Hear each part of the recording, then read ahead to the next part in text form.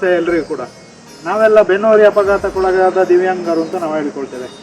ಆದರೆ ಕೆಲವು ವರ್ಷಗಳ ಹಿಂದೆ ಸ್ಪೈನಲ್ ಇಂಜುರಿ ಅಂದರೆ ಏನು ಅಂತ ಗೊತ್ತಿಲ್ಲ, ಯಾರು ಹೇಳಿಕೊಡ್ಬೇಕು ಏನು ಹೇಳಿಕೊಡ್ಬೇಕು ಅಂತ ಗೊತ್ತಿಲ್ಲ. ಆದರೆ 2018ರ ನಂತರ ಸೇವಾಧಾಮ ಯಾವಾಗ ಸೇವಾ ಭಾರತಿ ಪ್ರಾರಂಭ ಮಾಡಿತ ಆಗ ಎಲ್ಲರೂ ಕೂಡ ಸಂಘಟಿತರಾದೆವು.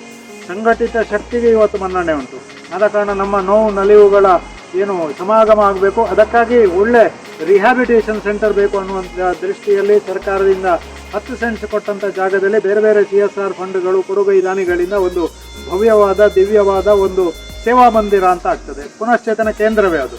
ಆದ ಕಾರಣ 6 ಜಿಲ್ಲೆಯಲ್ಲಿ ಏನು ಈಗ ಸರ್ವಿಸ್ ತಗೊಳ್ತಾ ಇದ್ದೀರಿ, ಇನ್ನು ಸ್ಪೈನಲ್ ಇಂಜುರಿ ಆಗಬಾರ್ದು, ಆದವರಿಗೂ ಕೂಡ ಇದು ಆಶಾಕಿರಣವಾಗಿ ಆಗಬೇಕು. ಆದರೆ ಸ್ಪೈನಲ್ ಇಂಜುರಿಯವರಿಗೆ ಆಗುವಂಥ ಈ ಬಿಲ್ಡಿಂಗನ್ನು ಯಾರು ಒಟ್ಟು ಮಾಡಿ ಕೊಡಬೇಕಂದ್ರೆ ನಾವೇ. ಬೆನ್ನುಮೂಳೆ ಮುರಿತಕ್ಕೊಳಗಾದವರು ಅಕ್ಷರಶಃ 1 ಗೋಣಿ ಸಿಮೆಂಟ್ ಇರ್ಬೋದು, 2 ಗೋಣಿ ಸಿಮೆಂಟು, 50 ಗೋಣಿ ಸಿಮೆಂಟನ್ನು ಕೊಟ್ಟು ಈ ಬಿಲ್ಡಿಂಗನ್ನು ಮೇಲೆ ಏರಿಸುವಂಥ ಹೊಣೆಗಾರಿಕೆ ನಮ್ಮದುಂಟು. ಆದಾಗ ಮಾತ್ರ ಇದು ಸೇವಾಧಾಮ ತನ್ನ ಕೆಲಸ ಮಾಡಲಿಕ್ಕೂ ಕೂಡ ಪ್ರಾರಂಭ ಆಗ್ತದೆ. ನೀವೆಲ್ಲ ಸಹಕರಿಸ್ತೀರಿ ಅಂತ ನನಗೆ ವಿಶ್ವಾಸ ಉಂಟು. ನಮಸ್ತೆ. ಎಸ್.